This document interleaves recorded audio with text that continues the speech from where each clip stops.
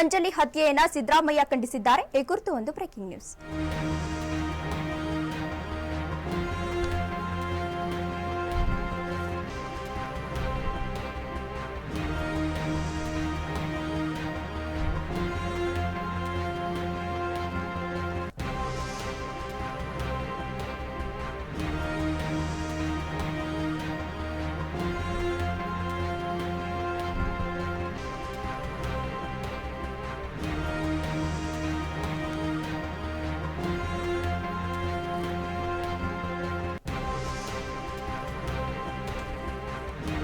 ನೇಹಾ ಅಂಜಲಿ ಹತ್ಯೆಯನ್ನ ನಾನು ಖಂಡಿಸುತ್ತೇನೆ.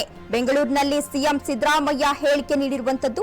ನೇಹಾ ಕೇಸ್ನಲ್ಲಿ ಆರೋಪಿಯನ್ನ ಅರೆಸ್ಟ್ ಮಾಡಿದ್ದೇವೆ. ಅಂಜಲಿ ಹತ್ಯೆ ಕೂಡ ಆಗಬಾರ್ದಿತ್ತು, ಆದರೆ ಆಗಿದೆ. ಲಾ ಅಂಡ್ ಆರ್ಡರ್ ಹದಗೆಟ್ಟಿದೆ ಎಂಬ ಭಾವನೆ ಮೂಡುತ್ತೆ. ಆದರೆ ಅಂಕಿ ಅಂಶಗಳ ಪ್ರಕಾರ ಕ್ರೈಮ್ ರೇಟ್ ಕಡಿಮೆಯಾಗಿದೆ.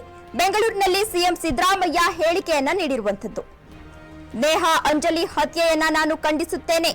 ಬೆಂಗಳೂರಿನಲ್ಲಿ ಸಿಎಂ ಸಿದ್ದರಾಮಯ್ಯ ಹೇಳಿಕೆ.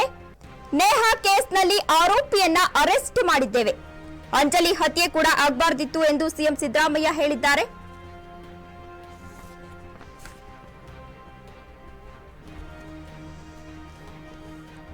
ಎರಡೂ ಕೂಡ ಮರಣಗಳಾಗಿದ್ದವು. ಎರಡು ತಿಂಗಳು ಒಂದು ಯಾರು ನೇಹಾ, ಇನ್ನೊಂದು ಅಂಜಲಿ. ಎರಡೂ ಕೂಡ ಮರಣಗಳಾಗಿದ್ದವು. ಎರಡು ತಿಂಗಳು ಆಗ್ಬಿಟ್ಟಿದೆ. ಈಗಾಗಲೇ ನೇಹಾ ಮರಣ ಕೇಸ್ನಲ್ಲಿ ನಾವು ಅಪರಾಧವನ್ನು ಹಿಡಿದಿದ್ದೇವೆ, ಮತ್ತೆ ಸ್ಪೆಷಲ್ ಕೋರ್ಟ್ ಮಾಡಿದ್ದೇವೆ, ಸ್ಪೆಷಲ್ ಪಿಟಿ ಮಾಡಿದ್ದೇವೆ. ಸೊ ಅದಕ್ಕೆ ವಿಶೇಷವಾಗಿ ತಪ್ಪಿತಸ್ಥರಿಗೆ ಶಿಕ್ಷೆ ಕೊಡಿಸಬೇಕು ಅಂತಕ್ಕಂಥದ್ದು ನಾನು ಈಗಾಗಲೇ ಪಬ್ಲಿಕ್ ಪ್ರಾಸಿಕ್ಯೂಟರ್ ಮಾತಾಡಿದ್ದೀನಿ. ಈ ಸೀರಿಯಸ್ ಆಗಿ ಈ ಕೇಸನ್ನು ಮಾಡಬೇಕು, ಅದಕ್ಕೋಸ್ಕರ ಸ್ಪೆಷಲ್ ಕೋರ್ಟ್ ಮಾಡಿರ್ತಕ್ಕಂಥದ್ದು ಮಾಡಬೇಕು ಅಂತ ಒಂದು. ಎರಡನೇದು ಮತ್ತೆ ಅಂಜಲಿ ಅಂತ ಅನ್ನೋದು ಕೂಡ, ಅದು ಕೂಡ ಡೇ ಲೈಟ್ ಮೇಲೆ ಮರ್ಡರ್ ಆಗಿದೆ. ಅದು ಆಗ್ಬಾರ್ದಾಗಿತ್ತು, ಆಗಿದೆ. ಸೊ ಇದರಿಂದ ಏನಾಗುತ್ತೆ, ಸರ್ಕಾರದಲ್ಲಿ ಕಾನೂನು ಸುವ್ಯವಸ್ಥೆ ಹಾಳಾಗಿದೆ ಅಂತಕ್ಕಂಥ ಭಾವನೆ ಯಾರಿಗಾರು ಬರ್ತದೆ. ನಿಮಗೂ ಬರ್ತದೆ, ನನಗೂ ಬರ್ತದೆ, ಎಲ್ರಿಗೂ ಬರ್ತದೆ. But truth is otherwise. ಈಗ 2021ರಲ್ಲಿ ಮರ್ಡರ್ಗಳು 449 ಆಗಿತ್ತು. 2000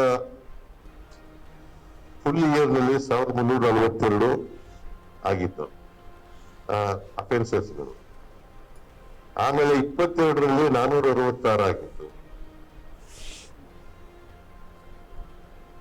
22ರಲ್ಲಿ ಫುಲ್ ಇಯರ್ನಲ್ಲಿ 13,370 ಆಗಿತ್ತು. 23ರಲ್ಲಿ 431 ಆಗಿತ್ತು.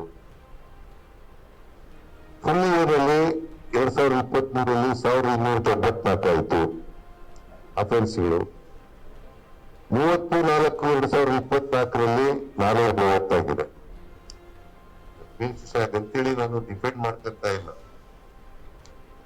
ಅಂದ್ರೆ ಈ ಅಂಕಿಅಂಶಗಳನ್ನು ನೋಡಿದಾಗ ಹಿಂದಿನ ವರ್ಷಕ್ಕಿಂತ ಕಡಿಮೆನೇ ಆಗಿದ್ದಾವೆ. ಆದರೆ ಮರ್ಡರ್ಗಳಾಗೋದು, ಅತ್ಯಾಚಾರಗಳಾಗ್ತಕ್ಕಂಥ